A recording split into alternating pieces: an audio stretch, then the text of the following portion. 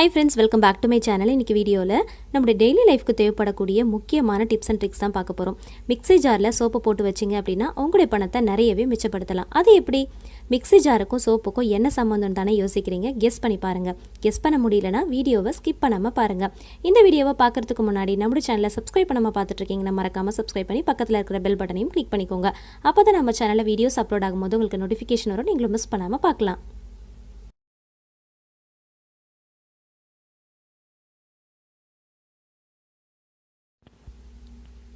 First tip என்னன்னு பார்க்கலாம். நம்ம சோப்லாம் யூஸ் பண்ணதுக்கப்புறமா அந்த பாக்ஸை வந்து மோஸ்ட்லி நம்ம தூக்கி போட்டுருவோம். அந்த மாதிரி தூக்கி போடாமல் நம்ம யூஸ் பண்ணுற கர்ச்சீஃப், மாஸ்க், சாக்ஸ் இந்த மாதிரி சின்ன சின்ன பொருட்களை மடிச்சுட்டு அதுக்குள்ளே வச்சிட்டோம் அப்படின்னா நல்ல வாசனையாக இருக்கும். அதே சமயத்தில் நம்ம தேட வேண்டிய அவசியமே இல்லை. மோஸ்ட்லி சின்ன சின்ன பொருட்களெல்லாம் நம்ம எங்கேயாவது வச்சுட்டு தேடிட்டே இருப்போம் இல்லையா? ஸோ அந்த மாதிரி தேடாமல் ஒரே இடத்துல ஆர்கனைஸ் பண்ண மாதிரி இருக்கும். நம்ம எடுத்து யூஸ் பண்ணும்போது நல்ல வாசனையாக இருக்கும். கண்டிப்பாக ஒரு தடவை ட்ரை பண்ணி பாருங்கள்.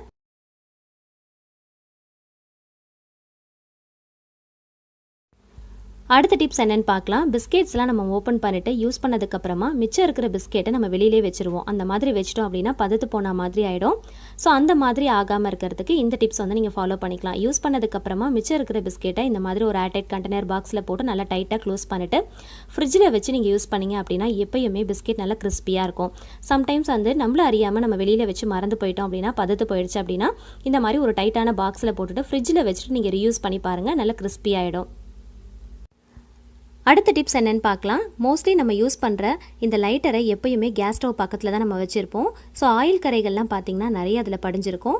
அங்கங்கே கொஞ்சம் துரும் பிடிச்ச மாதிரி கூட இருக்கும். ஸோ அந்த மாதிரி டைமில் இந்த டிப்ஸை வந்து ஃபாலோ பண்ணி நீங்கள் க்ளீன் பண்ணி வச்சுக்கலாம். நம்ம யூஸ் பண்ணுற டூத் பேஸ்ட்டை லைட்டாக வந்து அப்ளை பண்ணிவிட்டு நல்லா ரப் பண்ணி தேய்ச்சி விட்டுருங்க.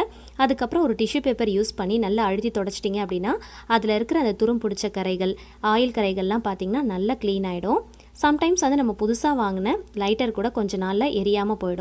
ஸோ அதுக்கு காரணம் அந்த லைட்டரை வந்து பற்ற வைக்கிற அந்த இடத்துல கார்னரில் பார்த்திங்கன்னா நிறைய வந்து அழுக்குகள் படிஞ்சிருக்கும். ஸோ அதை வந்து லைட்டாக இந்த மாதிரி உள்ளே விட்டு நல்லா ஒரு சுற்றி நம்ம க்ளீன் பண்ணோம் அப்படின்னா ஈஸியாக வந்து அதில் இருக்கிற அழுக்குகள் எல்லாமே வந்துடும். லைட்டரும் பார்த்திங்கன்னா நல்லா ஒர்க் ஆகும். அடுத்த டிப்ஸ் என்னன்னு பார்க்கலாம். சம்டைம்ஸ் வந்து நம்ம வாங்கின லைட்டர் வந்து ரொம்ப நாள் ஆகிடுச்சு, சரியாக ஒர்க் ஆகலை அப்படின்னா இந்த டிப்ஸை வந்து நீங்கள் ஃபாலோ பண்ணிக்கோங்க. நம்ம ஸ்டவ் வந்து யூஸ் பண்ணி முடிச்சதுக்கப்புறமா ஆஃப் பண்ணதுக்கப்புறமா இந்த டிப்ஸை வந்து ஃபாலோ பண்ணிங்க அப்படின்னா நம்மளோட லைட்டர் வந்து எப்பயுமே வந்து நல்லா சூப்பராக ஒர்க் ஆகும்.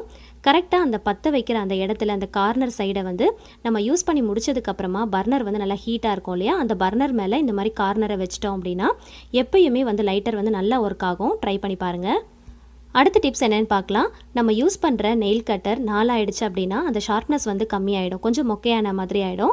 நம்மளால் வந்து சரியாக நெயில் கட் பண்ண முடியாது. ஸோ அந்த மாதிரி டைமில் இந்த டிப்ஸ் வந்து ஃபாலோ பண்ணிக்கோங்க.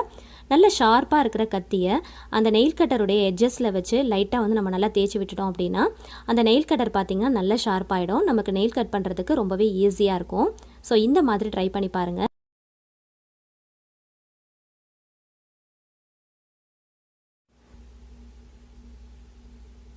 மிக்ஸி ஜாரில் 2 பெரிய வெங்காயத்தை நீல வாக்கில் கட் பண்ணிட்டு சேர்த்துருக்கேன். 2 தக்காளியை கட் பண்ணிட்டு சேர்த்துக்கலாம். இது ரெண்டுத்தையுமே நல்லா கொரகொரப்பாக அரைச்சி எடுத்துக்கலாம். ஒரு லெமன் சைஸில் புளி எடுத்து ஊற வச்சுக்கலாம். மண் சட்டி எடுத்திருக்கேன். அதில் 2லேருந்து 3 டேபிள் ஸ்பூன் அளவுக்கு நல்லெண்ணெய் சேர்த்துக்கலாம். ஆயில் நல்லா ஹீட் ஆனதுக்கப்புறமா கடுகு, உளுந்து, சீரகம், வெந்தயம் இதெல்லாமே சேர்த்து நல்லா தாளிப்பு போட்டுக்கலாம். கூடவே ஒரு 5லேருந்து 6 மிளகு சேர்த்துக்கோங்க. ஒரு கைப்பிடி அளவுக்கு பூண்டு சேர்த்து நல்லா பொன்னிறம் ஆகிற வரைக்கும் நல்லா வதக்கி விட்டுக்கலாம். இப்போ இதில் ஒரு கைப்பிடி அளவுக்கு சின்ன வெங்காயம், ஒரு கொத்து கருவேப்பிலை சேர்த்து நல்லா வதக்கி விட்டுக்கலாம். அரைச்சி வச்சிருக்கிற வெங்காயம் தக்காளி பேஸ்ட்டையும் இது கூட சேர்த்துக்கலாம். இந்த மாதிரி கொஞ்சமாக வெங்காயத்தை வந்து நல்லா அரைச்சிட்டு சேர்க்குறப்போ நல்லா டேஸ்ட்டாக இருக்கும். தேவையான அளவுக்கு கொஞ்சமாக கல் உப்பு சேர்த்துக்கலாம். இது கூடவே தேவையான மசாலா பொருட்களையும் சேர்த்து நல்லா வதக்கிட்டு மூடி போட்டுடலாம். ஒரு 5 நிமிஷம் கழித்து ஓப்பன் பண்ணி பார்க்கலாம். நான் ஆல்ரெடி வந்து மசாலா பொருட்கள், புளி எல்லாமே சேர்த்துட்டேன்.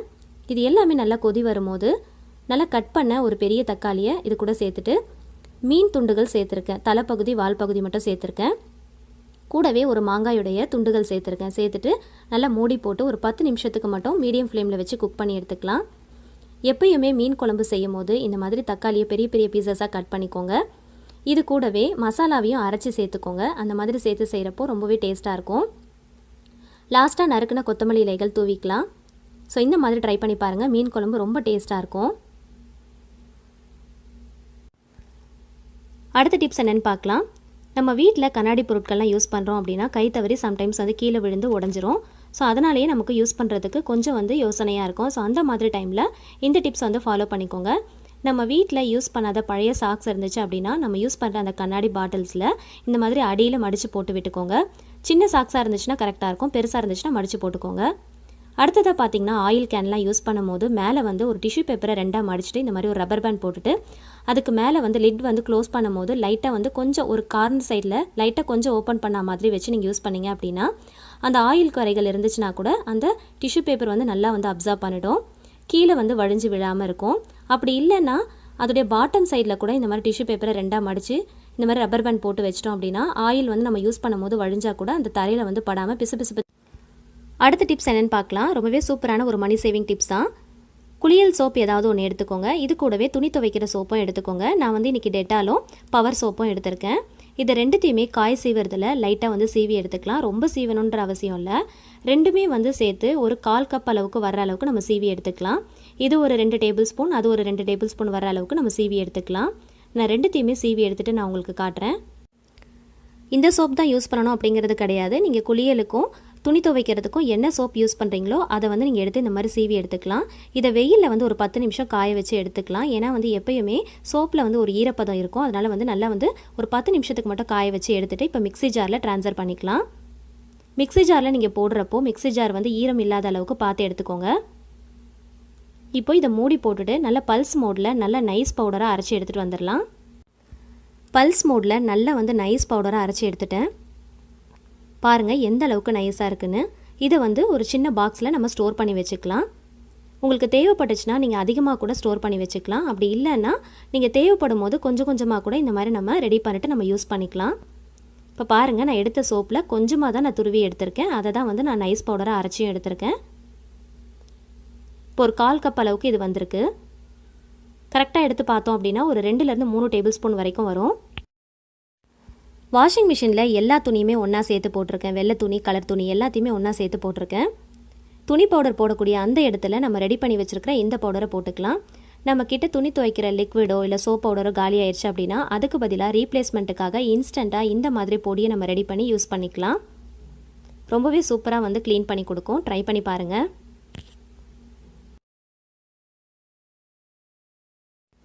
குளியல் சோப்பை இந்த மிக்ஸி ஜாரில் நம்ம யூஸ் பண்ணி அரைச்சதுனால அந்த ஸ்மெல் வந்துகிட்டே இருக்கும். அடுத்து சமையலுக்கு நம்ம யூஸ் பண்ணணும் இல்லையா, அந்த ஸ்மெல் வராமல் இருக்கிறதுக்கு எப்படி வாஷ் பண்ணலாம் அப்படிங்கிறத பார்க்கலாம்.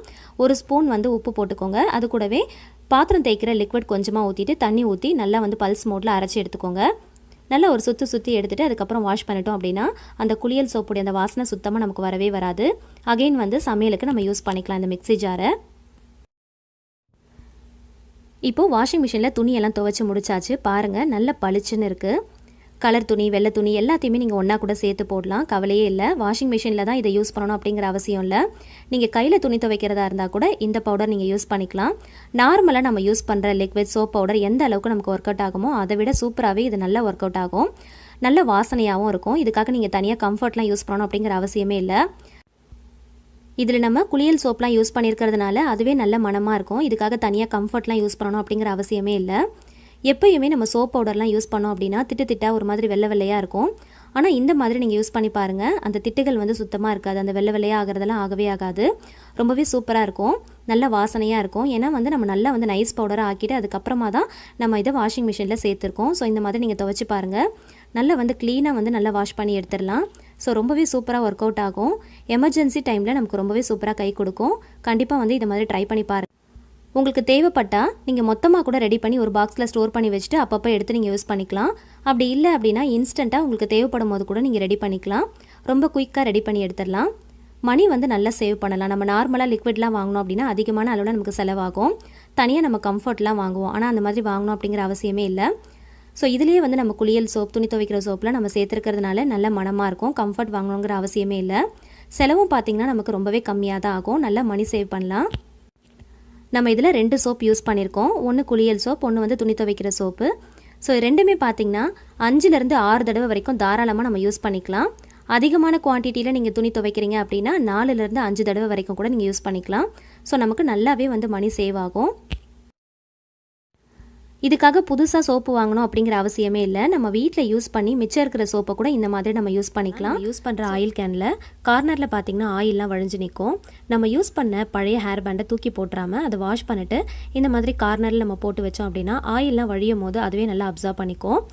2 வீக்ஸ் ஒன்ஸ் நம்ம மாற்றிக்கலாம். ஸோ இந்த டிப்ஸை வந்து ஃபாலோ பண்ணி பாருங்கள். அடுத்த டிப்ஸ் என்னென்னு பார்க்கலாம். இந்த மாதிரி ஹோல்ஸ் இருக்கிற பாத்திரமாக பார்த்து எடுத்துக்கோங்க. நான் வந்து சாப்பாடு வடிக்கிற அந்த ஜல்லடையை தான் எடுத்திருக்கேன். அப்படி இல்லைன்னா நீங்கள் பேஸ்கெட் கூட ஏதாவது இருந்துச்சுன்னா எடுத்துக்கலாம். ஆனால் ஹோல்ஸ் இருக்கிற மாதிரி பார்த்து எடுத்துக்கோங்க. அதில் பழைய நியூஸ் பேப்பரை போட்டுட்டு அதுக்கு மேலே நம்ம வெங்காயத்தை போட்டு வச்சோம் அப்படின்னா மழைக்காலத்தில் வெங்காயம் வந்து சீக்கிரம் அழுகி போகாமல் ரொம்பவே சூப்பராக இருக்கும். ட்ரை பண்ணி பாருங்கள். ஒரு பாத்திரத்தில் தேவையான அளவுக்கு ஆயில் சேர்த்துக்கலாம். ஒரு 3 டேபிள் ஸ்பூன் அளவுக்கு தாராளமாக நிறையவே சேர்த்துக்கோங்க. இது கூட 1 டேபிள் ஸ்பூன் அளவுக்கு கீ ஆட் பண்ணிக்கலாம்.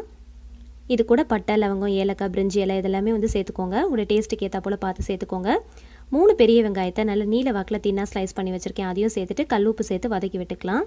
வெங்காயம் வந்து நல்லா வதங்கணும்.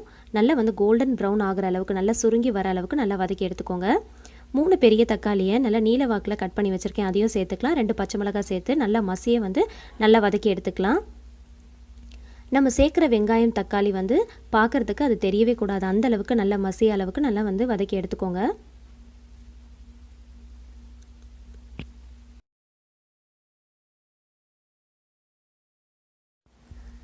இந்த அளவுக்கு நல்ல மசியை வதக்கி எடுத்துக்கோங்க. நம்ம சேர்த்த வெங்காயம் தக்காளி இருந்த இடமே தெரியக்கூடாது. அந்த அளவுக்கு நல்ல மசியை வேகிற அளவுக்கு நல்லா வந்து வதக்கி எடுத்துக்கோங்க. ஒரு கைப்பிடி அளவுக்கு கொத்தமல்லி, அதை விட கொஞ்சம் கம்மியாக புதினா சேர்த்துக்கலாம். சேர்த்துட்டு நல்லா ஒரு தடவை கலந்து விட்டுக்கலாம். 1/4 டீஸ்பூன் மஞ்சள் தூள், உங்களுடைய காரத்துக்கு ஏற்ற போல் மிளகாய் தூள் சேர்த்துக்கோங்க. ஒரு 1/4 டீஸ்பூன் அளவுக்கு மட்டும் கரம் மசாலா சேர்த்துருக்கேன். 1 டீஸ்பூன் அளவுக்கு பிரியாணி மசாலா சேர்த்துருக்கேன். மசாலா வாசனை போகிற அளவுக்கு நல்லா வந்து வதக்கி விட்டுக்கலாம். இப்போ இது கூட நல்ல கெட்டியான தயிர் ஒரு 2லேருந்து 3 டேபிள் ஸ்பூன் வரைக்கும் நல்லா பார்த்து சேர்த்துக்கோங்க. நல்ல கெட்டியான தயிராக இருக்கணும். அப்போ தான் வந்து நல்ல டேஸ்ட் கிடைக்கும். நல்லா வந்து கலந்து விட்டுக்கலாம்.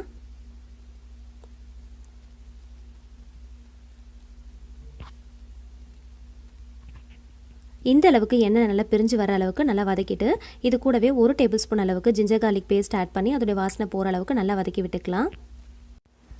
எப்பயுமே ஜிஞ்சர் கார்லிக் பேஸ்ட்டை வந்து நம்ம முதலையே ஆட் பண்ணிடுவோம். ஆனால் இதில் வந்து நல்லா மசாலாலாம் வதக்குனதுக்கப்புறமா ஆட் பண்ணிவிட்டு செஞ்சு பாருங்கள். டேஸ்ட் கொஞ்சம் டிஃப்ரெண்ட்டாக இருக்கும். இது கூடவே வேக வச்ச மட்டனும் ஆட் பண்ணியிருக்கேன். மட்டன் வந்து வேக வைக்கும் போது உப்பு, மஞ்சத்தூள், கொஞ்சமாக வந்து மிளகாய்த்தூள், கொஞ்சமாக ஜிஞ்சர் கார்லிக் பேஸ்ட் ஆட் பண்ணிவிட்டு நல்லா வேக வச்சு எடுத்துக்கலாம்.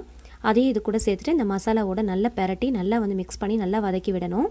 அப்போ தான் வந்து நல்ல டேஸ்ட் கிடைக்கும். மட்டனை நல்லா வதக்குனதுக்கப்புறமா மூடி போட்டு ஒரு 5 நிமிஷத்துக்கு மட்டும் சிம் ஃப்ளேமில் வச்சு நல்லா குக் பண்ணிக்கலாம். இப்போ இது கூட 4 கப் அளவுக்கு மட்டன் வேக வச்ச தண்ணியை நான் ஆட் பண்ணியிருக்கேன். மட்டன் வேக வைக்கும் போது கரெக்டான அளவில் நமக்கு தேவைப்படுற தண்ணியை அதுலேயே நம்ம சேர்த்து வேக வச்சிட்டோம் அப்படின்னா நமக்கு நல்ல டேஸ்ட் கிடைக்கும். இப்போ மூடி போட்டு ஒரு கொதி வர அளவுக்கு வெயிட் பண்ணலாம். இப்போ ஒரு கொதி வந்ததுக்கப்புறமா இதில் பாஸ்மதி ரைஸை சேர்த்துக்கலாம். 2 கப் அளவுக்கு பாஸ்மதி ரைஸை நான் ஊற வச்சுருந்தேன். ஒரு 1/2 அன் ஹவர் முன்னாடி ஊற வச்சு எடுத்திருக்கேன். ஸோ அதை நல்லா வாஷ் பண்ணிவிட்டு அதையும் இது கூட சேர்த்துக்கலாம். சேர்த்துட்டு நல்லா கலந்து விட்டுக்கலாம். 15 நிமிஷத்துக்கு மீடியம் ஃப்ளேமில் வச்சு குக் பண்ணியிருக்கேன். லைட்டாக வந்து தண்ணி இருக்குது. இந்த டைமில் நம்ம தம் போட்டுடலாம்.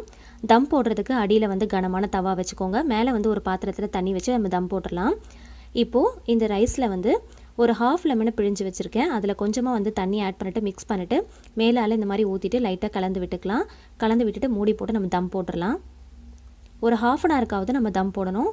ஃபுல் சிம் ஃப்ளேமில் வச்சு நம்ம தம் போட்டுறோம். தம் போடும் போது ஓப்பன் பண்ணி பார்க்கக்கூடாது. இப்போது 1/2 அன் ஹவர் கழித்து ஓப்பன் பண்ணி பார்க்கலாம்.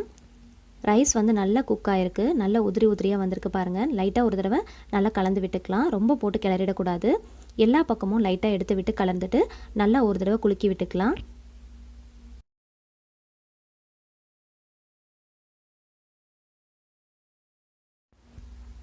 ரொம்ப டேஸ்டியான நல்ல ஒரு சூப்பரான ஒரு டெக்ஸ்சரோட மட்டன் பிரியாணி ரெடி ஆயிடுச்சு.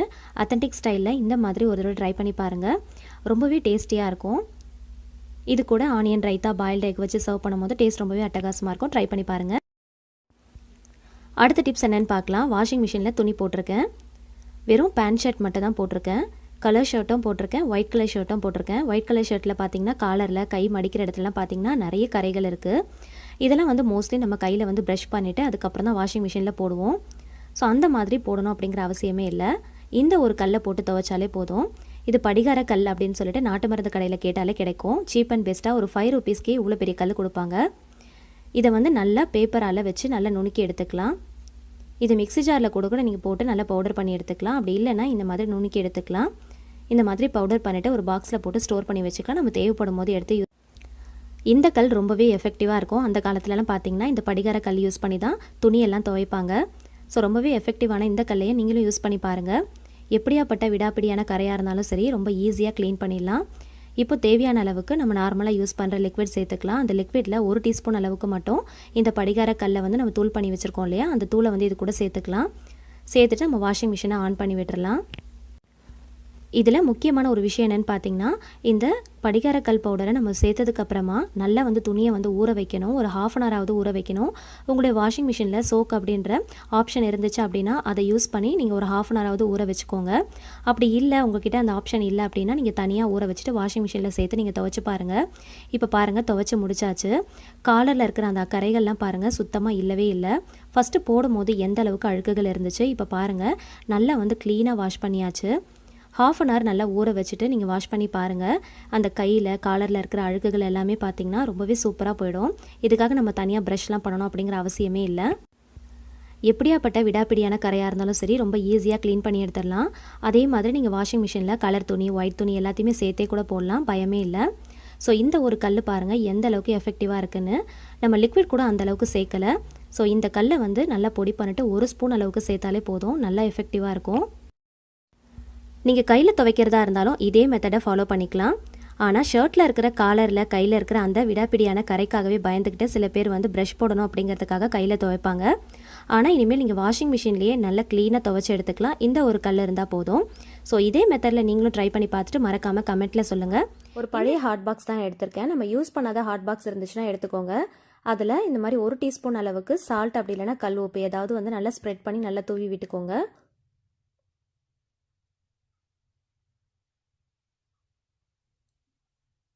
இப்போ இதுக்கு மேலே ஒரு மெல்லிஸாக ஒரு டிஷ்யூ பேப்பர் எடுத்துக்கலாம். நல்லா தின்னாக இருக்கணும். அதை வந்து இந்த மாதிரி மேலே போட்டுருங்க.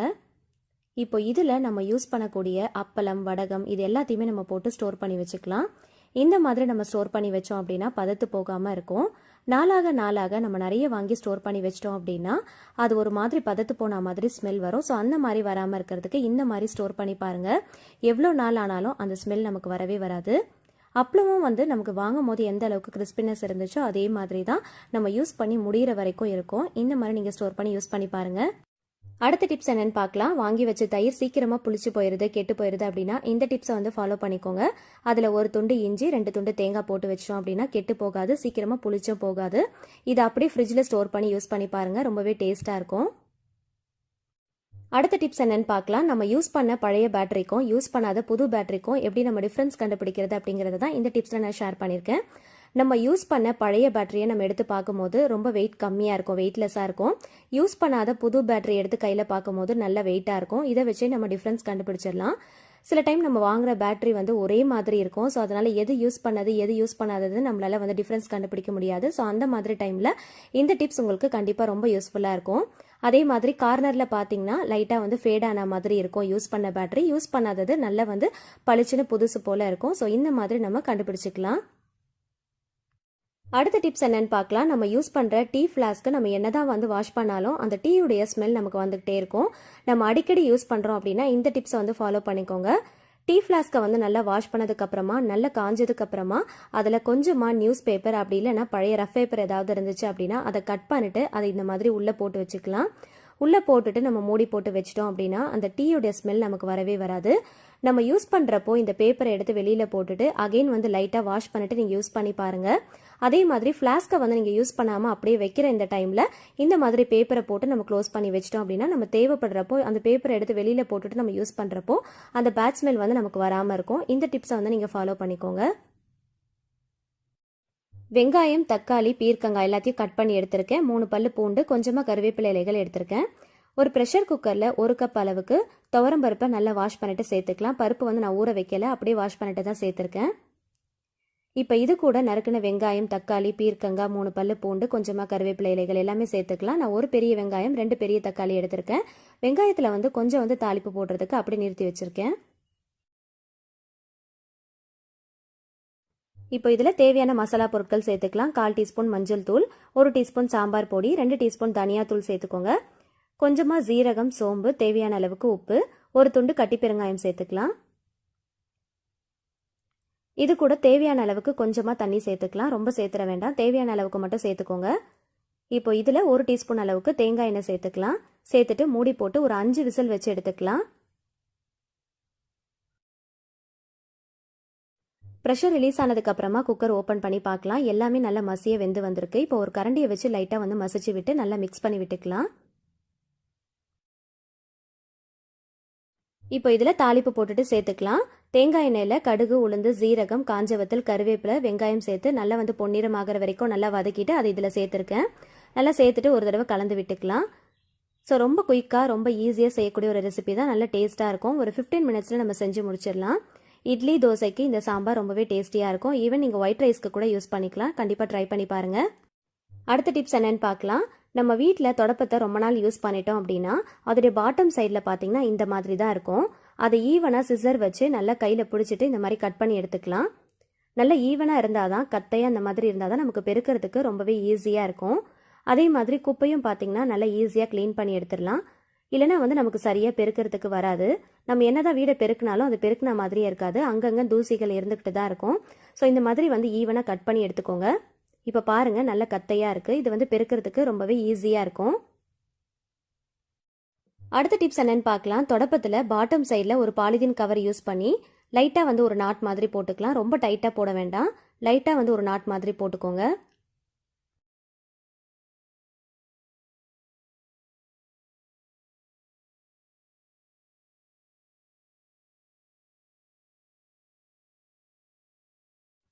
குப்பை மரத்துலையும் இந்த மாதிரி ஒரு பாலிதீன் கவரை போட்டுக்கலாம். எதுக்காக இந்த மாதிரி பாலிதீன் கவர் யூஸ் பண்ணுறோம் அப்படின்னா, வீடு பெருக்கும் போது ஒரு சில இடங்களில் தண்ணி இருக்கும். அந்த இடத்துல நம்மளால் டேரெக்டாக தொடப்பத்தை வச்சு க்ளீன் பண்ண முடியாது. அந்த மாதிரி க்ளீன் பண்ணோம் அப்படின்னா தொடப்பம் வந்து நனைஞ்சு போயிடும். அடுத்து வேறு இடத்துல அதை வச்சு பெருக்க முடியாது. ஸோ அந்த மாதிரி இடங்களில் க்ளீன் பண்ணுறதுக்கு இந்த மாதிரி பாலிதீன் கவர் போட்டுட்டோம் அப்படின்னா அந்த தண்ணியெல்லாம் பார்த்திங்கன்னா அந்த கவர்லேயே பட்டுரும், தொடப்பத்தில் வந்து படாது. ஈஸியாக நம்ம டஸ்ட் எல்லாமே க்ளீன் பண்ணி எடுத்துடலாம். குப்பை மரத்துலையும் இந்த மாதிரி பாலிதீன் கவர் போடும்போது குப்பையெல்லாம் வாரிட்டு நம்ம கவரில் இருக்கிறத அப்படியே நம்ம டஸ்ட்பினில் கொட்டிட்டோம் அப்படின்னா அந்த குப்பை மரமும் பார்த்திங்கன்னா நல்லா க்ளீனாக இருக்கும். நம்ம இந்த மாதிரி அடிக்கடி வந்து பாலிதீன் கவர் யூஸ் பண்ணிட்டு நம்ம யூஸ் பண்ணோம் அப்படின்னா குப்பை மரத்தை வந்து நம்ம அடிக்கடி வாஷ் பண்ண வேண்டிய அவசியமே இல்லை. மரமும் வந்து க்ளீனாக இருக்கும். நம்ம யூஸ் பண்ணுற தொடப்பம் வந்து நல்லா க்ளீனாக இருக்கும். இந்த மாதிரி பாலிதீன் கவர் போட்டு யூஸ் பண்ணுறதுனால நம்மளுடைய வேலைகள் வந்து ரொம்பவே மிச்சமாகும். தண்ணியை வந்து நம்ம துணியை வச்சு நல்லா தொடச்சிட்டு அதுக்கப்புறம் நம்ம பெருக்கணும்னு நினச்சா கூட அந்த துணியை வாஷ் பண்ணுற வேலை நமக்கு வரும். ஸோ இந்த மாதிரி பாலிதீன் கவர் போட்டுட்டு நம்ம க்ளீன் பண்ணுறப்போ அந்த இடத்தையும் க்ளீன் பண்ண மாதிரி ஆகிடும். நம்மளுடைய வேலைகளும் ரொம்பவே மிச்சமாயிடும். அடுத்த டிப்ஸ் என்னன்னு பார்க்கலாம். ரொம்பவே முக்கியமான ஒரு டிப்ஸ் தாங்க இது. ஒரு செலஃபன் டேப் எடுத்திருக்கேன். அதை வந்து கரெக்டாக ஒரு கை அளவுக்கு நம்ம கட் பண்ணி எடுத்துக்கலாம். அதோடைய பேக் சைடில் இருக்கிற அந்த பேப்பரை வந்து பிரித்து எடுத்துட்டு அதை டபுள் சைட் டேப் மாதிரி நம்ம ஒட்டி எடுத்துக்கலாம். இந்த மாதிரி பிரிச்சுட்டு பேக் சைடில் அதை ரெண்டு கார்னரையும் நம்ம அப்படியே திருப்பி ஒட்டிக்கலாம். இந்த மாதிரி ஒட்டினோம் அப்படின்னா நமக்கு டபுள் சைட் டேப் மாதிரி கிடைக்கும்.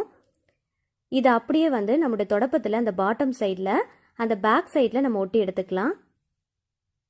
கரெக்டாக தொடப்பத்தில் அந்த பெருக்கிற இடத்துல பேக் சைடில் பாட்டமில் இந்த மாதிரி ஒட்டிக்கோங்க. கரெக்டாக பெருக்கிற இடத்துல பாட்டம் சைடில் இந்த மாதிரி ஒட்டி விட்டுட்டு நீங்கள் யூஸ் பண்ணிக்கோங்க. எப்பயுமே பெருக்கும் போது தொடப்பத்தை வந்து இந்த மாதிரி படுக்க போட்டு தான் நம்ம பெருக்கணும். ஸ்ட்ரைட்டாக வச்சு பெருக்கணும் அப்படின்னா நமக்கு டஸ்ட் எல்லாம் பார்த்திங்கன்னா அந்தளவுக்கு க்ளீன் ஆகி கிடைக்காது. இந்த மாதிரி நம்ம க்ளீன் பண்ணுறப்போ வீட்டில் நம்ம கண்ணுக்கு தெரியாத முடிகளோ இல்லை டஸ்ட்டோ இருந்தாலோ இது எல்லாமே இந்த செலஃபன் டேப்பில் அப்படியே ஒட்டிக்கும். இந்த மாதிரி செலஃபன் டேப் இல்லாமல் நம்ம டேரெக்டாக நம்ம தொடப்பத்தை வச்சு பெருக்கும் போது அந்த முடியாக இருக்கட்டும், டஸ்ட்டாக இருக்கட்டும், எல்லாமே அந்த பாட்டம் சைடில் தொடப்பத்தில் தான் படும். அது எல்லாமே பார்த்திங்கன்னா அப்படியே பட்டு தொடப்பமும் வந்து வீணாக போயிடும். ஸோ அந்த மாதிரி ஆகாமல் இருக்கும். அதே சமயத்தில் நல்ல க்ளீனாகவும் நம்ம மெயின்டைன் பண்ணிக்கலாம். ஒரு சின்ன துண்டு செலஃபன் டேப் இருந்தால் போதும், உங்களுடைய வீட்டை ரொம்ப சுத்தமாக க்ளீன் பண்ணி எடுத்துடலாம். இந்த மாதிரி நம்ம க்ளீனாக பெருக்கி எடுத்துட்டோம் அப்படின்னா நம்ம மாப்போட்டு துடைக்கிறதுக்கும் ரொம்ப ஈஸியாக இருக்கும். இல்லை அப்படின்னா சம்டைம்ஸ் வந்து நம்ம துடைக்கும் போது முடி டஸ்ட் எல்லாம் வந்துச்சு அப்படின்னா நமக்கு துடைக்கும் போது ரொம்ப டிஸ்டர்பன்ஸாக இருக்கும். ஸோ அந்த மாதிரி ஆகாமல் இருக்கிறதுக்கு இந்த டிப்ஸ் வந்து நீங்கள் ஃபாலோ பண்ணிக்கோங்க. அடுத்த டிப்ஸ் என்னன்னு பார்க்கலாம். நம்ம யூஸ் பண்ணுற வெங்காயத்தில் பாதியை தான் நம்ம யூஸ் பண்ண போகிறோம், மீதியை வந்து ஸ்டோர் பண்ண போகிறோம் அப்படின்னா இந்த டிப்ஸை வந்து ஃபாலோ பண்ணிக்கோங்க. நீங்கள் ஸ்டோர் பண்ண போகிற அந்த வெங்காயத்தினுடைய பாதியை வந்து தோலோடு தான் நம்ம ஸ்டோர் பண்ணணும். தோல் இல்லாமல் நம்ம வைக்கவே கூடாது. அதே மாதிரி நம்ம ஃப்ரிட்ஜில் வச்சு ஸ்டோர் பண்ணக்கூடாது. எப்பயுமே வெங்காயத்தை வந்து ஃப்ரிட்ஜில் வைக்கவே கூடாது. இந்த மாதிரி பாதி வைக்கிற அந்த வெங்காயத்தில் லைட்டாக வந்து கீ இல்லைனா பட்டர் வந்து மேலால் லைட்டாக வந்து அப்ளை பண்ணிக்கோங்க. அப்ளை பண்ணிவிட்டு ஒரு பவுலில் இதை அப்படியே திருப்பி போட்டு வச்சுக்கோங்க. இதை வைக்கிறீங்க அப்படின்னா நீங்கள் ஃப்ரிட்ஜில் வைக்கக்கூடாது, வெளியில் வச்சு தான் நீங்கள் யூஸ் பண்ணணும். ஒரு நாளுக்குள்ளே நீங்கள் யூஸ் பண்ணிடுங்க. இந்த மாதிரி ஸ்டோர் பண்ணுறப்போ வெங்காயம் வந்து நம்ம கட் பண்ணும் போது எந்த அளவுக்கு ஃப்ரெஷ்ஷாக இருந்துச்சோ அதே மாதிரி அன்றைக்கி ஃபுல்லாகவே ஃப்ரெஷ்ஷாக தான் இருக்கும். கண்டிப்பாக ட்ரை பண்ணுங்கள். அடுத்த டிப்ஸ் என்னன்னு பார்க்கலாம். வெங்காயத்தை வந்து கட் பண்ணும்போது சம்டைம்ஸ் வந்து கண்ணில் தண்ணி வரும். ரொம்ப காரமாக இருந்துச்சு அப்படின்னா அந்த மாதிரி வரும். அந்த மாதிரி நிறைய குவான்டிட்டியில் நம்ம கட் பண்ணும்போது கண்ணில் தண்ணி வராமல் கட் பண்ணணும் அப்படின்னு நினச்சிங்கன்னா கத்தியை வந்து லைட்டாக வந்து ஒரு 2 நிமிஷத்துக்கு 2 பக்கம் திருப்பி லைட்டாக வந்து சூடு பண்ணிக்கோங்க. ரொம்ப சூடு பண்ணிடக்கூடாது. கை பொறுக்கிற சூடு இருக்கிற அளவுக்கு லைட்டாக வந்து ஹீட் பண்ணிவிட்டு நம்ம கட் பண்ணோம் அப்படின்னா எந்த அளவுக்கு காரத்தன்மை இருந்தாலுமே கண்ணில் வந்து தண்ணி வராமல் கட் பண்ணலாம். நம்ம யூஸ் பண்ணக்கூடிய ஷேவருடைய ஷார்ப்னஸ் கம்மியாயிடுச்சு அப்படின்னா இந்த டிப்ஸை வந்து ஃபாலோ பண்ணிக்கோங்க. இதுக்காக நான் ஒரு ஜீன்ஸ் பேண்ட்டு தான் எடுத்திருக்கேன். அதை வந்து 2 மடித்து போட்டுக்கலாம். இப்போது இந்த ஷேவரை யூஸ் பண்ணி ஒரு 10 இடத்துல 10 தடவை அங்கே இங்கே நம்ம தேய்ச்சி விட்டோம் அப்படின்னா அந்த ஷேவர் பார்த்திங்கன்னா நல்ல ஷார்ப்பாகிடும். இதனால் வந்து துணியெல்லாம் எதுவும் டேமேஜ் ஆகுமான்னு கேட்டிங்கன்னா கண்டிப்பாக ஆகாது. ஆனால் ஒரே இடத்துல தேய்க்கக்கூடாது. ஒரு 10 இடத்துல மாற்றி மாற்றி நீங்கள் நல்லா தேய்ச்சி விட்டுட்டீங்க அப்படின்னா நல்லா வந்து ஷார்ப்பாகிடும். கண்டிப்பாக ட்ரை பண்ணி பாருங்கள். அடுத்த டிப்ஸ் என்னன்னு பார்க்கலாம். நம்ம டெய்லி யூஸ் பண்ணுற வாட்டர் கேனில் நம்ம டெய்லி வந்து வாட்டர் எடுத்துகிட்டு போகிறதுனால உள்ளே வந்து ஒரு கொலகொலப்பு தன்மை இருக்கும். ஸோ ப்ரஷ் வச்சு க்ளீன் பண்ணாமல் அப்படியே ஈஸியாக எப்படி க்ளீன் பண்ணலாம் அப்படிங்கிறத பார்க்கலாம். கொஞ்சமாக கல் உப்பு சேர்த்துக்கலாம். அதில் அலுமினியம் ஃபாயில் பேப்பரை நல்லா உருண்டை பிடிச்சி இந்த மாதிரி உள்ளே போட்டுட்டு கொஞ்சமாக வாட்டர் ஊற்றிக்கோங்க. நல்லா குலுக்கிட்டு ஒரு 5 நிமிஷத்துக்கு அப்படியே வச்சுட்டு கொஞ்சம் நேரம் கழித்து நீங்கள் வாஷ் பண்ணிக்கலாம். இது அப்படியே வந்து கீழே ஊற்றிட்டு லைட்டாக வந்து தண்ணி ஊற்றி வாஷ் பண்ணி பாருங்கள். நீங்கள் ப்ரஷ் வச்சுலாம் க்ளீன் பண்ணணும் அப்படிங்கிற அவசியமே இல்லை. இந்த கல் உப்பும் அலுமினியம் ஃபாயில் பேப்பரும் சேர்ந்து நல்லா ஸ்க்ரப் பண்ணி உள்ளே இருக்கிற அழுக்கு எல்லாத்தையுமே நல்லா க்ளீன் பண்ணி கொடுக்கும். இப்போது ப்ரஷ்லாம் நான் எதுவுமே யூஸ் பண்ணலை. ஜஸ்ட்டு வந்து நல்லா வந்து ஷேக் பண்ணிவிட்டு வாஷ் பண்ணியிருக்கேன். அடுத்த டிப்ஸ் என்னென்னு பார்க்கலாம். ஒரு 4 நியூஸ் பேப்பரை இந்த மாதிரி ரெக்டாங்கிள் ஷேப்பில் கட் பண்ணி எடுத்திருக்கேன். இப்போது இதில் கொஞ்சமாக வந்து அரிசி எடுத்துக்கலாம். எந்த அரிசி வேணாலும் நீங்கள் எடுத்துக்கலாம். எல்லா நியூஸ் பேப்பர்லேயும் கொஞ்சம் கொஞ்சமாக வச்சுக்கலாம். இப்போ எல்லாத்துலேயுமே அரிசி போட்டாச்சு. இப்போ எல்லாத்துலேயுமே கொஞ்சமாக ஒரு 1/4 டீஸ்பூன் அளவுக்கு பேக்கிங் சோடா ஆட் பண்ணிக்கலாம். இப்போ இதில் வீட்டில் இருக்கிற ஏதாவது ஒரு பெர்ஃப்யூம் எடுத்து இந்த மாதிரி லைட்டாக வந்து ஸ்ப்ரே பண்ணிக்கோங்க. இதுக்கு ஜவ்வாது அத்தர் எது வேணாலும் நீங்கள் ஸ்ப்ரே பண்ணிக்கலாம். ஸ்ப்ரே பண்ணிவிட்டு லைட்டாக வந்து இந்த மாதிரி ஒரு டூத் ஸ்டிக் வச்சு நல்லா வந்து மிக்ஸ் பண்ணி விட்டுக்கலாம். சப்போஸ் உங்ககிட்ட இந்த மாதிரி எதுவும் இல்லை அப்படின்னா இதுக்கு பதிலாக நீங்கள் கம்ஃபர்ட் கூட சேர்த்துக்கலாம். இதை நல்லா வந்து இந்த மாதிரி மடித்து விட்டுக்கலாம். வெளியில் வந்து பிரிஞ்சு வராத அளவுக்கு மடித்து எடுத்துக்கோங்க. தேவைப்பட்ட ஒரு த்ரெட்டு கூட நீங்கள் கட்டி எடுத்துக்கலாம். இதை வந்து நான் ஒரு பேக்கெட் ஷேப்புக்கு நான் மடித்து எடுத்திருக்கேன். இந்த மாதிரி வெளியே பிரிஞ்சு வராத அளவுக்கு இந்த மாதிரி நல்லா வந்து மடித்து எடுத்துக்கோங்க.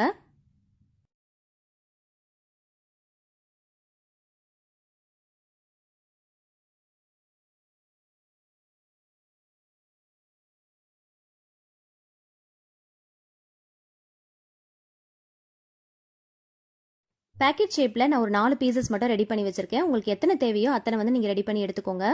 நல்ல வந்து ஒரு வாசனையாக இருக்கும். நம்மளோட பீரோவில் ஷெல்ஃபில் நம்ம யூஸ் பண்ணாத துணிகள்லாம் வச்சுருப்போம் இல்லையா? ஸோ அதில் வந்து இந்த மாதிரி நடுநடுவில் நம்ம வச்சு விட்டுட்டோம் அப்படின்னா துணி வந்து ரொம்ப நாளைக்கு ஓப்பன் பண்ணலை அப்படின்னா அதுலேருந்து ஒரு பதத்து போன ஸ்மெல் வரும். அந்த மாதிரி வராமல் அவாய்ட் பண்ணுறதுக்கு இது ரொம்பவே ஹெல்ப்ஃபுல்லாக இருக்கும். பீரோவில் ஷெல்ஃபில் கபோர்டில் நீங்கள் வந்து ஃபைல்ஸ் வச்சுருக்கீங்க இல்லைனா வந்து நோட் புக்ஸ் வச்சுருக்கீங்க அந்த மாதிரினா அந்த மாதிரி இடத்துலலாம் கூட இந்த மாதிரி நம்ம வச்சுக்கலாம். அந்த பதத்து போன ஸ்மெல் வராமல் இருக்கும். மழைக்காலங்களில் இது ரொம்பவே ஹெல்ப்ஃபுல்லாக இருக்கும். ட்ரை பண்ணி பாருங்கள். நாம் ரொம்ப நாள் யூஸ் பண்ணாமல் வச்சுருக்கிற பொருளுங்க இருக்கிற இடத்துல முக்கியமாக இந்த மாதிரி வைங்க. நல்லா வந்து வாசனையாக இருக்கும். அந்த பதத்து போன ஸ்மெல் வரவே வராது. அடுத்த டிப்ஸ் என்னன்னு பார்க்கலாம். ஒரு கண்ணாடி பவுல் எடுத்துக்கோங்க. இந்த டிப்ஸுக்கு கண்ணாடி பவுல் தான் கரெக்டாக இருக்கும். அதோடைய பாதி அளவுக்கு மட்டும் நம்ம தண்ணி எடுத்துக்கலாம். இப்போ இதில் நம்ம யூஸ் பண்ணக்கூடிய தேன் ஒரிஜினலா இல்லையா அப்படிங்கிறத எப்படி கண்டுபிடிக்கலாம் அப்படிங்கிறத தான் இந்த டிப்ஸில் நான் ஷேர் பண்ணியிருக்கேன். இதிலிருந்து ஒரு 1/2 டீஸ்பூன் அளவுக்கு மட்டும் எடுத்துட்டு கரெக்டாக மிடில் மட்டும் நம்ம ஊற்றிக்கலாம். பவுல் வந்து ஷேக் ஆகக்கூடாது. கரெக்டாக நடுவில் ஊற்றிக்கோங்க. ஊற்றிட்டு ஒரு 5 நிமிஷத்துக்கு அப்படியே விட்டுறணும். அந்த பவுல் வந்து ஷேக் ஆகக்கூடாது. அப்போ தான் வந்து நமக்கு கரெக்டாக ஐடென்டிஃபை பண்ண முடியும். இப்போ 5 நிமிஷம் ஆயிடுச்சு. ஒரு ஒயிட் கலரில் பிளேட் எடுத்துக்கோங்க. அதில் வச்சு நம்ம பார்க்குறப்போ கரெக்டாக ஐடென்டிஃபை பண்ண முடியும். இப்போ பாருங்க, நம்ம ஊற்றின தேன் அதில் கொஞ்சம் கூட மிக்ஸ் ஆகவே இல்லை. அடியில் வந்து அப்படியே தங்கி இருக்கு. இந்த மாதிரி அடியில் தங்கி இருந்துச்சு அப்படின்னா அது ஒரிஜினல்னு அர்த்தம். தண்ணியோட ஃபுல்லாக வந்து மிக்ஸ் ஆயிருந்துச்சு அப்படின்னா அது வந்து டூப்ளிகேட் அப்படின்னு அர்த்தம். ஸோ நம்ம யூஸ் பண்ணக்கூடிய தேன் ஒரிஜினலா இல்லையா அப்படிங்கிறத இந்த மாதிரி செக் பண்ணிட்டு நீங்கள் யூஸ் பண்ணுங்க. இந்த விஷயம் நமக்கு நிறைய பேருக்கு தெரியாமையே இருக்கும். இனிமேல் செக் பண்ணி பார்த்துக்கோங்க. அடுத்த டிப்ஸ் என்னன்னு பார்க்கலாம். நம்ம வீட்டில் யூஸ் பண்ணக்கூடிய வெஜிடபிள் சாப்பரில் உள்ளே இருக்கிற பிளேடில் அந்த ஷார்ப்னஸ் கம்மியாயிடுச்சு அப்படின்னா இந்த மாதிரி ஷார்ப் பண்ணிக்கலாம். வீட்டில் இருக்கிற அகல் விளக்கே போதுமானது தான். அதோடைய கார்னர் சைடை இந்த மாதிரி வச்சு நல்லா தேய்ச்சி விட்டுட்டோம் அப்படின்னா அந்த பிளேடு வந்து நல்ல ஷார்ப்பாகிடும். அதுக்கப்புறம் நமக்கு யூஸ் பண்ணுறது ரொம்பவே ஈஸியாக இருக்கும். நான் ஒரு ஆனியனை உங்களுக்கு கட் பண்ணி காட்டுறேன் பாருங்கள். வெஜிடபிள்ஸ் அடிக்கடி சாப் பண்ணுறதுனால அதோட ஷார்ப்னஸ் வந்து கம்மியாயிடும். ஸோ வீக்லி ஒன்ஸ் இந்த மாதிரி பண்ணிக்கோங்க. இப்போ பாருங்கள், ரொம்ப ஈஸியாக வந்து சாப் பண்ணி எடுத்துடலாம். ரொம்ப ஹார்டான வெஜிடபிள்ஸ்லாம் கட் பண்ணுறோம், இல்லை பெரிய பெரிய பீசஸாக போட்டு கட் பண்ணுறோம் அப்படின்னா அந்த டைமில் இது ரொம்பவே ஹெல்ப்ஃபுல்லாக இருக்கும். ட்ரை பண்ணுங்கள். ஒரு கடாயில் 2 டேபிள் ஸ்பூன் அளவுக்கு கோகோனட் ஆயில் சேர்த்துக்கலாம். ஆயில் நல்லா ஹீட் ஆனதுக்கு அப்புறமா பட்டை, லவங்கம், ஏலக்காய் எல்லாமே ஒரு சின்ன சின்ன பீசஸாக ஆட் பண்ணிக்கோங்க. 2 பெரிய வெங்காயத்தை நல்லா நீல வாக்கில் தின்னா ஸ்லைஸ் பண்ணிட்டு சேர்த்துக்கோங்க. தேவையான அளவுக்கு உப்பு சேர்த்து நல்லா பொன்னிறமாகிற வரைக்கும் வதக்கிக்கலாம். இது கூடவே நறுக்கின இஞ்சி பூண்டையும் சேர்த்துக்கலாம். 1 டீஸ்பூன் அளவுக்கு மட்டும் சேர்த்துக்கோங்க. இப்போ இது கூட 2 பெரிய தக்காளியை நல்லா நீல வாக்கில் தின்னா ஸ்லைஸ் பண்ணிட்டு சேர்த்துட்டு நல்லா வந்து மசிய வதக்கிக்கோங்க. இது கூடவே கொஞ்சமாக கருவேப்பிலை இலைகள் சேர்த்துக்கலாம். 1/4 டீஸ்பூன் மஞ்சள் தூள், 1 டீஸ்பூன் அளவுக்கு குழம்பு மிளகாய் தூள் சேர்த்துக்கோங்க. உங்களோட காரத்துக்கு ஏற்றா போல பார்த்துட்டு சேர்த்துக்கோங்க. மசாலா வாசனை போகிற அளவுக்கு நல்லா வதக்கிட்டு ஒரு 1/4 டம்ளர் அளவுக்கு மட்டும் நம்ம தண்ணி சேர்த்துக்கலாம். சேர்த்துட்டு நல்லா ஒரு தடவை கலந்து விட்டுக்கலாம். ரொம்ப சேர்க்க தேவையில்லை, 1/4 டம்ளர் சேர்த்தோம் அப்படின்னா கரெக்டாக இருக்கும். இப்போ இதில் நல்லா வேக வச்சு எடுத்த பாஸ்தாவை ஆட் பண்ணியிருக்கேன். பாஸ்தாவில் கொஞ்சமாக வந்து உப்பு, ஆயில் சேர்த்து 90% நல்லா குக் பண்ணி எடுத்திருக்கேன். அது இது கூட சேர்த்துட்டு நல்லா ஒரு தடவை கலந்து விட்டுக்கலாம். நம்ம சேர்த்துருக்கிற மசாலா எல்லாமே நல்லா கோட் ஆகிற அளவுக்கு நல்லா மிக்ஸ் பண்ணி விட்டுக்கோங்க. மிக்ஸ் பண்ணதுக்கப்புறமா மூடி போட்டு ஒரு 5 நிமிஷத்துக்கு ஃபுல் சிம் ஃப்ளேமில் வச்சுருங்க. அப்படியே விட்டுட்டோம் அப்படின்னா அந்த மசாலா எல்லாமே வந்து உள்ளே நல்லா இறங்கி நல்லா டேஸ்ட் கிடைக்கும். கண்டிப்பாக இந்த மாதிரி ஒரு தடவை ட்ரை பண்ணி பாருங்கள். ரொம்ப சிம்பிளாக குயிக்காக செய்யக்கூடிய ஒரு ரெசிபி தான். மார்னிங் பிரேக்ஃபாஸ்ட்டுக்கு உங்கள் வீட்டு கிட்ஸுக்கு இந்த மாதிரி ஒரு தடவை ட்ரை பண்ணி செஞ்சு கொடுங்க. டேஸ்ட் ரொம்பவே அட்டகாசமாக இருக்கும். அடுத்த டிப்ஸ் என்னன்னு பார்க்கலாம். இந்த டிப்ஸை ஃபாலோ பண்ணிட்டீங்க அப்படின்னா அடுப்பு துடைக்கிற வேலை நமக்கு ரொம்பவே மிச்சமாகும். நம்ம வந்து மோஸ்ட்லி வந்து சமைக்கும் போது அந்த கரண்டி எல்லாம் பார்த்தீங்கன்னா அடுப்புக்கு மேலே இந்த மாதிரி தான் நம்ம வைப்போம். ஸோ குழம்பு செய்யறது, நம்ம ஆயிலில் ஃப்ரை பண்ணுறது எல்லாமே இந்த மாதிரி வைக்கும் போது நம்ம மோஸ்ட்லி செய்கிற அந்த பொருள் எல்லாமே பார்த்தீங்கன்னா அடுப்பில் அப்படியே சிந்திரும். நம்ம அப்பயே தொடச்சிட்டோம் அப்படின்னா முடிஞ்சிடும். அப்படி இல்லை அப்படின்னா அதெல்லாம் பட்டு நல்லா வந்து காஞ்சி போன மாதிரி ஆகிடும். துடைக்கும் போது நமக்கு ரொம்ப கஷ்டமாக இருக்கும். ஸோ அதை வந்து அவாய்ட் பண்ணுறதுக்கு இந்த டிப்ஸை வந்து ஃபாலோ பண்ணிக்கோங்க. சமைக்கும் போது கண்டிப்பாக எல்லா பொருளுமே நம்ம எடுத்து வச்சுட்டு தான் சமைப்போம். அது கூடவே சைடில் இந்த மாதிரி ஒரு பிளேட்டையும் எடுத்து வச்சிட்டோம் அப்படின்னா நம்ம யூஸ் பண்ணுற கரண்டி எல்லாத்தையுமே அந்த பிளேட் மேலே வச்சிட்டோம் அப்படின்னா எந்த பொருளுமே அடுப்புலையும் சிந்தாது, கீழே கவுண்டர் டாப்லையும் சிந்தாது. ஸோ நமக்கு வந்து துடைக்கிற வேலை ரொம்பவே மிச்சமாகும். கண்டிப்பாக இந்த டிப்ஸை வந்து ஃபாலோ பண்ணிக்கோங்க. அடுத்த டிப்ஸ் என்னன்னு பார்க்கலாம். லெமன் வந்து ரொம்ப நாள் ஆயிடுச்சு அப்படின்னா நல்ல ஹார்டான மாதிரி ஆகிடும். அந்த டைமில் நம்ம சாறு பிழிஞ்சு எடுத்தோம் அப்படின்னா அந்த அளவுக்கு வராது. ஸோ ஒரு கத்தியில் அப்படின்னா ஃபோக் ஸ்பூனில் குத்திட்டு எல்லா பக்கமும் நெருப்பில் ஒரு 2 செகண்ட் மட்டும் திருப்பி திருப்பி காட்டி எடுத்துட்டோம் அப்படின்னா அதுக்கப்புறம் கட் பண்ணி பாருங்கள். லெமன்லேருந்து நல்லா வந்து சாறு பிழிஞ்சு எடுக்கலாம். நிறையவே வரும் நமக்கு. ஃபர்ஸ்ட் வந்து ரொம்ப ஹார்டாக இருந்த மாதிரி இருந்துச்சு. இப்போ பார்த்தாலே தெரியும் நல்லா வந்து சாஃப்ட் ஆயிருச்சு. இதை வந்து கையாலேயே வந்து ரொம்ப ஈஸியாக பிழிஞ்சு எடுத்துடலாம். அதிகமான குவான்டிட்டியில் நம்ம பிழிஞ்சு எடுக்க போகிறோம் அப்படின்னா இந்த டிப்ஸ் கண்டிப்பாக ரொம்ப ரொம்ப யூஸ்ஃபுல்லாக இருக்கும். கண்டிப்பாக ட்ரை பண்ணி பாருங்கள். ரொம்ப நேரம்லாம் காட்டணும் அப்படிங்கிற அவசியம் இல்லை. ஒரு 2 செகண்ட் எல்லா பக்கமும் திருப்பி திருப்பி காட்டினாலே போதும், நல்லா சாஃப்ட் ஆயிரும். இப்போ பாருங்கள், நல்லா ஈஸியாக வந்து பிழிஞ்சு எடுத்துட்டோம். இந்த வீடியோவில் நான் ஷேர் பண்ணியிருக்கிற எல்லா டிப்ஸுமே உங்களுக்கு ஏதாவது ஒரு வகையில் ரொம்ப யூஸ்ஃபுல்லாக இருக்கும்னு நினைக்கிறேன். வீடியோ பிடிச்சிருந்துச்சுன்னா மறக்காமல் லைக் பண்ணுங்கள். உங்களோட ஃப்ரெண்ட்ஸ் அண்ட் ஃபேமிலிஸ் கூட ஷேர் பண்ணிக்கோங்க. அவங்களுக்கு ஏதாவது ஒரு வகையில் யூஸ்ஃபுல்லாக இருக்கும். நீங்களும் ட்ரை பண்ணி பார்த்துட்டு மறக்காமல் கமெண்ட்டில் சொல்லுங்கள் உங்களுக்கு எந்த டிப்ஸ் ரொம்ப பிடிச்சிருந்துச்சுன்னு. கூடிய சீக்கிரத்திலே நம்மளோட சேனலில் கிவ் அவே அனௌன்ஸ் பண்ணலாம் அப்படின்னு இருக்கேன். அதுக்கு நீங்கள் பார்ட்டிசிபேட் பண்ணணும்னு நினச்சிங்கன்னா மறக்காமல் நம்ம சேனலுக்கு லைக் பண்ணியிருக்கணும், ஷேர் பண்ணியிருக்கணும், கமெண்ட் பண்ணியிருக்கணும். நம்மளோட சேனலில் நீங்கள் சப்ஸ்கிரைபராகவும் இருக்கணும். ஸோ அதில் பார்ட்டிசிபேட் பண்ணணும்னு நினச்சிங்கன்னா இப்போதுலேருந்தே அது எல்லாத்தையுமே நீங்கள் ஸ்டார்ட் பண்ணிக்கோங்க. Thank you so much. Keep watching.